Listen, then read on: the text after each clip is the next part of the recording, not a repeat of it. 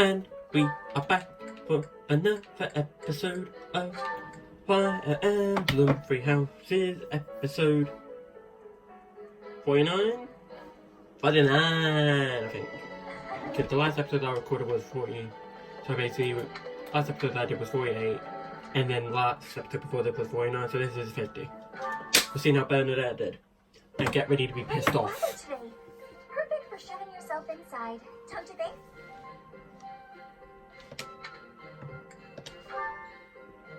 I'm glad you get it. With great weather like this, there'll be no one inside to bother us.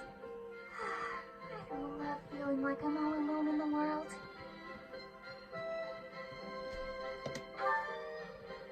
Oh, that. Well, I guess I can tell you, Professor. My father's obsessed with money. He's only ever seen me as bait for a rich husband. To train me to be a good, submissive wife. He'd do things like tie me to a chair and leave me there all day, challenging me to stay quiet. I tried hard to do as he asked. Honestly, I did. But before I knew it, I just couldn't bring myself to leave my room anymore. I just had this overwhelming feeling of fear all the time. No matter how hard I tried, my father never thought it was good enough. After that, he was just constant scolding. He couldn't say 2 words to me without mentioning how useless I was. An unmarriageable girl. My life was isolated, to say the least. I wasn't allowed to play with other kids, let alone with friends. Soon, I stopped wanting that. I was happiest alone, but even that made him mad. And when he tried to drag me outside, I kicked and screamed so much, I seriously hurt myself. He's calmed down a bit in recent years. His constant torment was replaced with complete indifference. He mostly acts like I don't exist now. If you can believe it, I was basically kidnapped. My mother ordered an attendant to stuff me in a bag while I was sleeping. By the time I figured out what was going on, I was already here. For a while, I was sure I was going to die. But here I am. Look at me. Still breathing. I'm sorry. I didn't mean to get you down talking like that about my past. Just forget everything I told you. There's no point in talking about myself anyway. Idiot! Oh, this is why everyone hates you, Bernie! What? No, it's not. Oh, Professor, how can you be so kind to me? I don't deserve it. I'm sorry. Please don't forget me.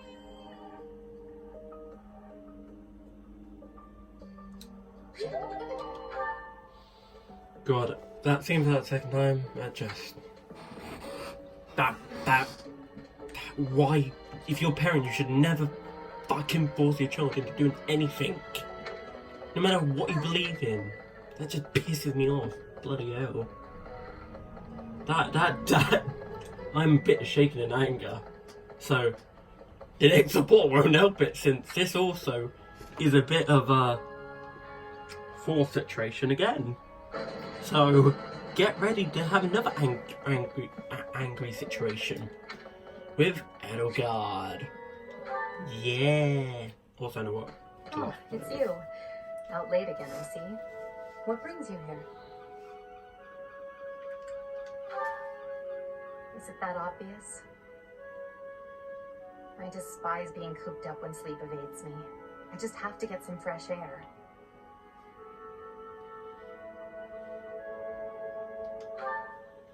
So I see. Still, it's ill-advised to stay up so late. I should get some sleep too, but... Have you ever felt a sort of longing for the outdoors? I have. There are times I long for the warmth of the sun, for a sweet breeze on my face. Do you remember what I told you the other night?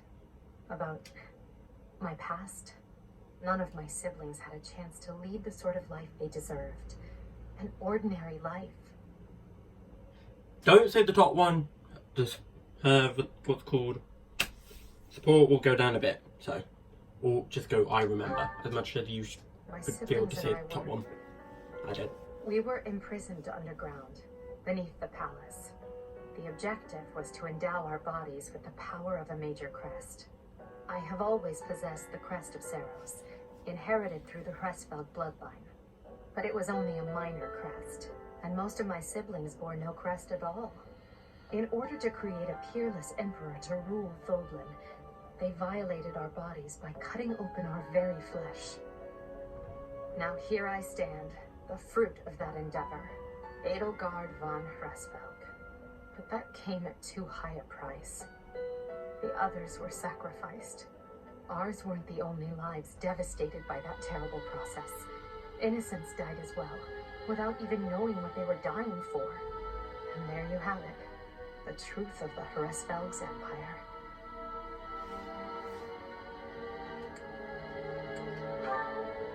The Prime Minister and his gaggle of nobles. They had the empire under their thumbs. My father, the Emperor, tried to stop him, but it was futile. My father was nothing but a puppet on the string by then. He was powerless to save us. I know how it all sounds, but when you see my true strength, you will know I speak the truth. I have kept it hidden all this time, but I will reveal to you the power of my second crest. It is the same as yours, the crest of flames. When it manifested for me, I swore a silent oath. For the sake of my family, and for all the poor souls whose lives were traded for my existence. For their sake, I will build a world where such meaningless sacrifice is never again sanctioned. As Emperor, I will change the world. I swear it. So yeah, she has the power of... She also has... Where's Edelgard? A second crest in game! Crest of Flame. So Byleth has now become useless because Edelgard's pretty much better than him. Or her. So yeah, these...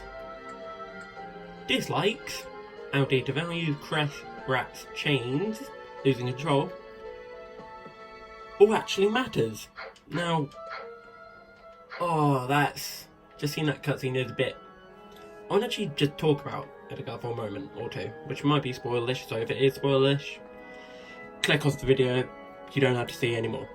I'm basically just discussing, gonna hand in the requester, and I'm also gonna hand in the... Where is it? Storehouse Antiquity Clasp to the Flame. But... just... that is... just... people usually don't like Edelgard. Because they say, oh, it's a bit... all this and that. But if you just look at the backstory of her, it just hearing that... If you think about it... So in order to get a second crest, this major one at that, they have to cut into the skin. And My savior, by use the word saying sacrifice, wouldn't that then mean that they didn't do it on her sibling, they did it purely on her, and they actually sacrificed others in order to put it into her? And since the Crest of Flame is actually a rare one in lore, it's only Byleth and Nemesis had it, that would make even more sense that why a lot of people got sacrificed, why she the only one living, which is just bloody hell, that would mess someone up, because if you had that would create trauma, that being locked up and then forced into doing something, suffering, that would create a lot of trauma. Because just in general, if you do study youth work, that would be a lot of trauma. Freud, like, you would need a very good counsellor just to deal with that. Really? And really, but that is just sad about Edelgard, and it more thinking about it more and more, it just... Okay. So she had the Crest of the Flame. Wouldn't that... can she then use the Sword of Creator fully, like actually use it because she has the crest? And wouldn't that also mean that she also can use the same... Could that then mean that there's a possibility of her actually being able to use the same abilities as Byleth? Or is it also spoiler reason why she can't? Spoiler reason, I'm just going to say spoiler reason because how Byleth got their power is spoilerish, but could that then mean that Edelgard could have it because she had the crystal? Can it not? Or does she not have it because she doesn't have the certain specifications for not being able to use it? But